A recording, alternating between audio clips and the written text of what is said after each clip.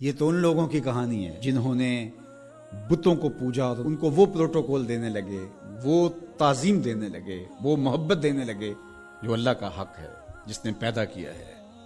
دیکھیں، میری اولاد ہے تو میری اولاد کسی کو تعظیم دے تو میں اس کو گوارا کروں گا، آپ کی اولاد تعظیم دے گوارا کریں گے، لیکن باپ والی تعظیم کسی کو دے تو وہ تو آپ گوارا نہیں کریں گے، میں بھی گوارا نہیں کروں گا، چونکہ یہ تو اللہ نے مجھے اور آپ کو اعزاز دیا ہے نا۔ میری اولاد میرے سے ضد کر کے بھی کھلونے مانگ لے، کوئی چیز مانگ لے تو میں ضد پوری کروں گا اور مجھے خوشی ہوگی، لیکن میری اولاد کسی اور سے مانگے تو میری غیرت جاگے گی کہ یہ تو میرا حق تھا کہ میری اولاد کو مجھ سے اپنی ضروریات کی تکمیل کے لیے سوال کرنا چاہیے تھا، اس نے کسی اور سے کیا تو میرا رب بھی گوارا نہیں کرتا کہ میرا بندہ ہو کسی اور کی دہلیز پہ جائے۔ کہا تمہارے جوتے کا تسمہ بھی ٹوٹ جائے تو اپنے رب سے مانگو، وہ تمہیں دینے والا ہے، تمہاری ضرورتوں کی تکمیل کرنے والا ہے، یہ تمہارا رب گوارا نہیں کرتا۔ اللہ اکبر۔ حضور نے سوال کرنے سے منع کیا۔ حضرت ابو بکر صدیق رضی اللہ تعالی عنہ سواری پہ بیٹھے تو ہاتھ سے کوڑا گر گیا، تو آپ گھوڑا کھڑا کیا، نیچے اترے، کوڑا اٹھایا، پھر بیٹھے، تو کسی نے کہا کہ یہ آپ فرما دیتے، ہم پکڑ کے آپ کے ہاتھ میں دے دیتے۔ کہا حضور نے سوال کرنے سے منع کیا۔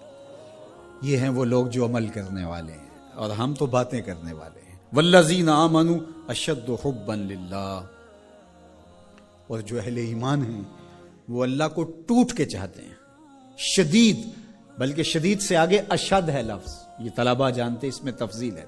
جو اہل ایمان ہیں وہ اللہ سے ٹوٹ کر محبت کرتے ہیں، محبت کی جو آخری حد ہے، اور یہاں محبت میں اشد کا لفظ کہہ لیے، دوسرے لفظوں میں اس کو عشق کہہ سکتے ہیں۔ جو اہل ایمان ہے وہ رب سے عشق کرتے ہیں، وہ رب سے ٹوٹ کر محبت کرتے ہیں۔ اشد حب للہ، شدید محبت نہیں، اشد محبت۔ اشد محبت سے آگے تو کوئی درجہ ہی نہیں ہے، تو وہ کتنی محبت کرتے ہیں، تبھی تو جانیں وار دیتے ہیں اس کے نام پہ، اس کے حکم پہ گردنیں کٹواتے ہیں۔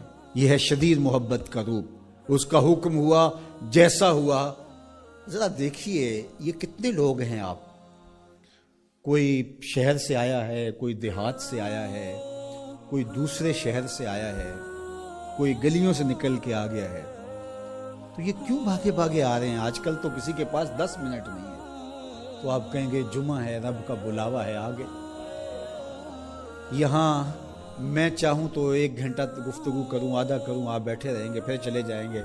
ابھی گھر جا کے کمر سیدھی نہیں ہوگی تو پھر مسجد سے بلاوا آئے گا، آپ پھر بھاگے چلے آئیں۔ تو وہ مالک اس محبت کی لاج رکھنے والا ہے۔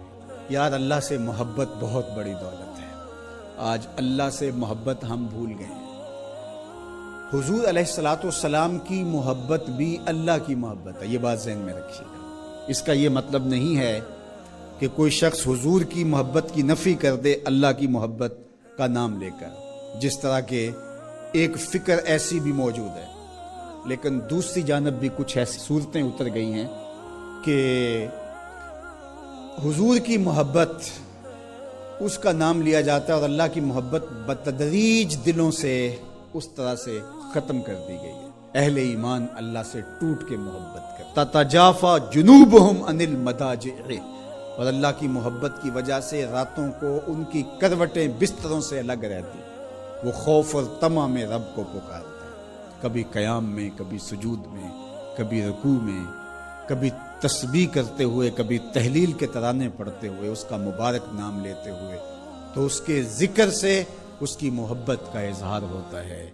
نماز پڑھو تو ڈوب کے پڑھو، سجدہ کرو تو ڈوب کے پڑھو، گویا تم اپنے مالک کی دہلیز پہ اپنا سر رکھ دیا ہے، اور پوری تندہی کے ساتھ اس کے حضور سجدہ ریزیاں کرو، چونکہ وہ ہمارا خالق ہے،